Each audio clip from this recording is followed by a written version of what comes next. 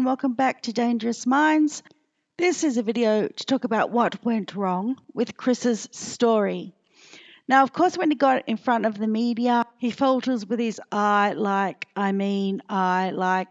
exhausted, have no inclination, and it was just a train wreck.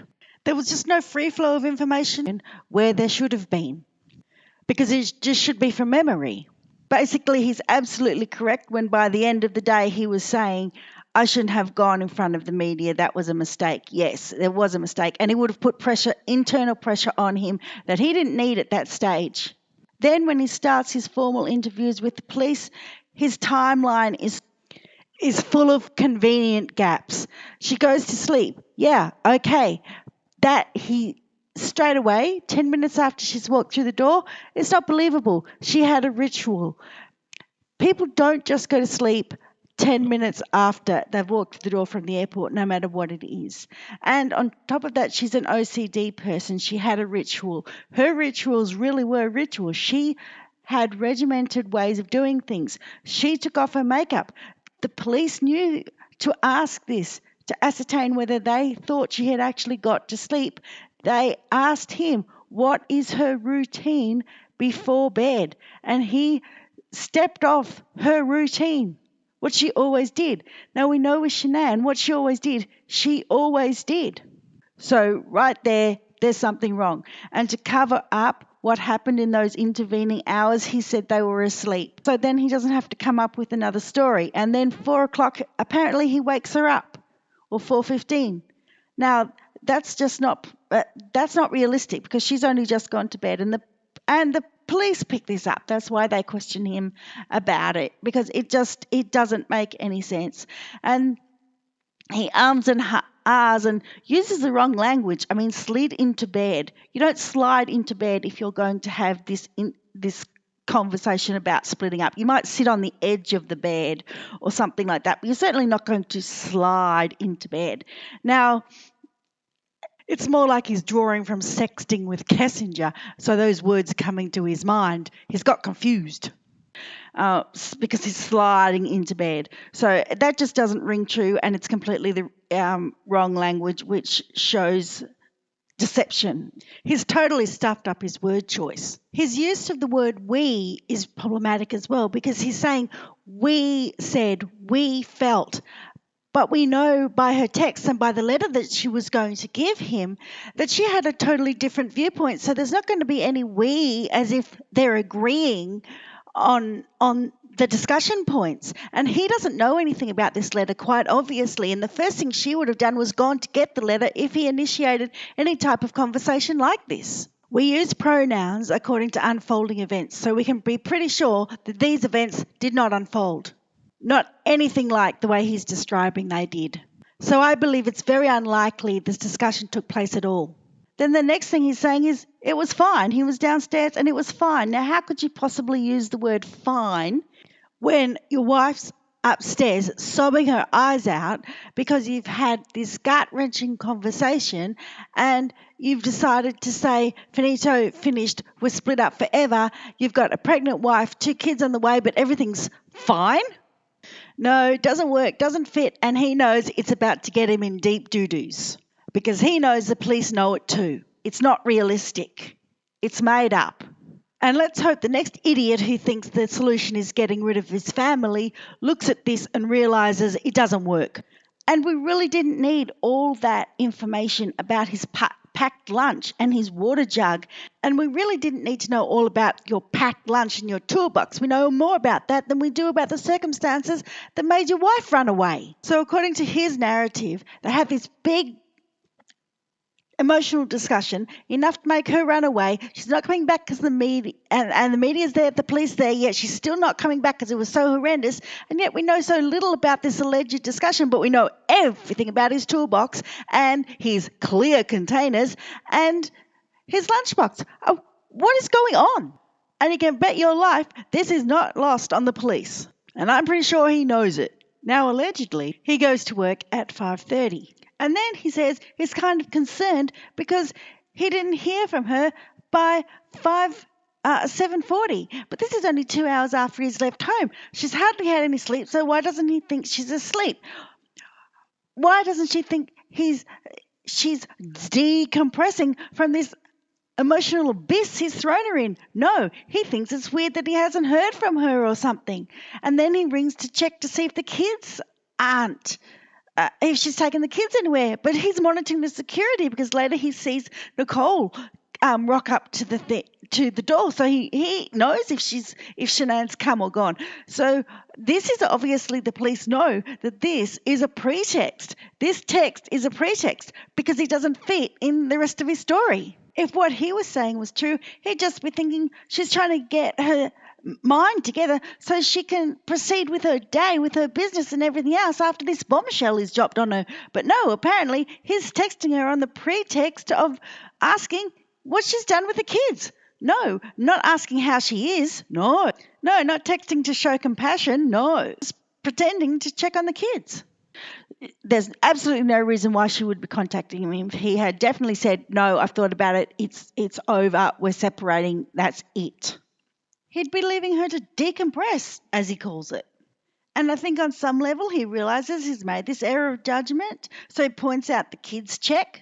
But that doesn't work either because he loses all emotional connection with it, because his very next word is nothing, and it just hangs with no attachment whatsoever to anything, even so much that the police had to clarify what he was saying. So he has no emotional attachment to checking on his kids. So it's just all falling apart for him. Yet on the day when he was sending those texts, I'm sure he was all happy as Larry because he thought he was making a good cover for himself. But now he's realising, whoops, really not that great of a plan. Nonetheless, on the day, up to this point, he thinks everything's going okay. But 12 o'clock comes along and he says that he texted her again. Now, this is another cover, so it's okay. 12:10, however, Nicole turns up at the door and he is monitoring the security footage and he knows she's turned up. And he kind of says the word driving. Now, I don't know if that means he was driving or what, because he becomes flustered again. And this is a cue to the detectives that this is a trigger, this is a stressor for him. So they then build on this. But anyway, he says that he watched Nicole, and then he could only watch her for 10 minutes because after that he called her to try to diffuse the situation and get her away. Obviously, he watched her for those 10 minutes hoping that she was going to go away, that she was just going to leave. But she was determined and knew something was wrong because she knew her friend wouldn't be doing this. She was genuinely concerned for her friend's welfare, and so she wasn't going anywhere. So this is when he called her to try to diffuse the situation and to say, yeah, we had a fight, she's gone to a friend's house. But the problem was Nicole knew that Shanann would only turn to one of two people, herself or another person she was on the phone to, and Shanann wasn't at either place. Nor was she answering their calls or texts. But Chris didn't want to listen to her, of course not, because he doesn't want the cops involved. He's got things he's got to do when he gets home. He's got things he's got to do maybe before he gets home. He's got to get back out to Server 319 and pick up those sheets and everything else, take them back, take everything from the house and go and dump them somewhere. But he couldn't do any of those things if the police were already involved. So he wants her gone. But she's not going. She's absolutely adamant, well, I'm ringing the cops. So then he has to start going home. He's hoping that she's going to go away, but she doesn't. She rings the cops instead. He finds out she's rung the cops. Oh, my God, he must be in panic now. What's he going to do? There's all these things that he hasn't done. His plan is falling apart, and he is stressed. And because he's stressed, by the time he gets home, he has to talk to the police. And then he gets caught up in the wrong narrative. He gets caught up in the narrative of, she didn't contact me. Instead of saying, she didn't contact me because we had this fight. So I don't know where she is. But he's not calm about that. He gets confused. He's half between his narrative and half between the narrative of all the concerned friends, because his narrative never took place. So that's why his mind keeps forgetting how he should be reacting if what he says is true. And of course, the police would be watching this as well and realizing he's falling apart. So when they ask him, it is not usual that she would return the calls, he stumbles and goes, for them, yeah, like all the time. Because in his mind, he's realizing he's getting confused, and yeah, it's unusual for them, but it wouldn't be unusual for her not to contact him. But then he forgets it's not unusual for her not to contact him because they had the fight.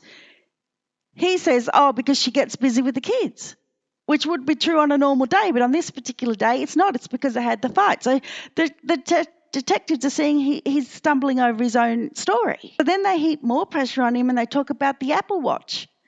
And of course, the Apple Watch is a stressor for him, because if someone finds the Apple Watch, they'll be able to see what happened to her and what time he attacked her, and what time there's a cessation of heartbeat, because more than likely she's got an app on that watch that's going to give historical data on her heart rate. So this is another stressor, and so they're pouring on the stressors here, and he's going to be crumbling inside. And then straight after that, the detective asks about the change of password to the due date of the son that the detective knows very well Chris actually wanted. So this is going to be more internal stress, because this is going to be emotional stress inside him when no matter how cold-hearted he is, he's going to be affected by the fact that, yeah, he never got to experience that son. Then the detective says to him, hey, we've got all these toys, we can track your car. So Chris knows that if he gets out of that police station, he's still rooted, because he can't dump any of the things or anything else, because they're going to monitor his car. And then the detective expands on this, playing even more mind games with him by saying, oh, your Lexus is outside. Oh, might get a court order and put a bug on it, and then we'll be able to know exactly where you go. And his work truck is GPS, so then he's just going to think the same thing. He's trapped with his Lexus as well. And then Chris says, yes, I know that it was a whirlwind. I didn't think all this was going to happen. No, exactly. He didn't think all this was going to happen. It didn't factor into his plan. And then they just ever so casually mention the neighbour's video, and they know how much he sweated in that. He went into I surrender pose. So inside, he's reliving that turmoil. He's feeling that emotion again. And he knows with all of this on him, he's trapped. He's cooked. He's done. And then they give him the polygraph, and they said, look, you failed the polygraph. You failed it dismally. You're hopeless. You're a hopeless liar, and you're never going to get away with it. And he's like, that's just the last straw for him. You're a hopeless liar. And, oh, well, that's it. I'm done. I'm cooked. But once he felt trapped, he knew he was done. He knew he was cooked. And that was it. He's not stupid. He knew that they had. Kudos to Nicole Atkinson for getting this chain of events rolling, not listening to him, going with a gut feeling about her friend. And I'm sure her friend is very proud that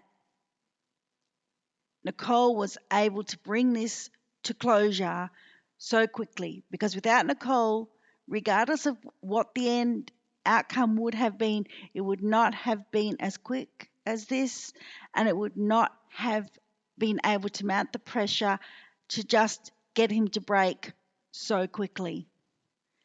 And I'm sure Shanann is up there in heaven with her kids, looking down and thanking Nicole Atkinson and thanking God that she had Nicole Atkinson as a friend, because Nicole Atkinson is a true friend.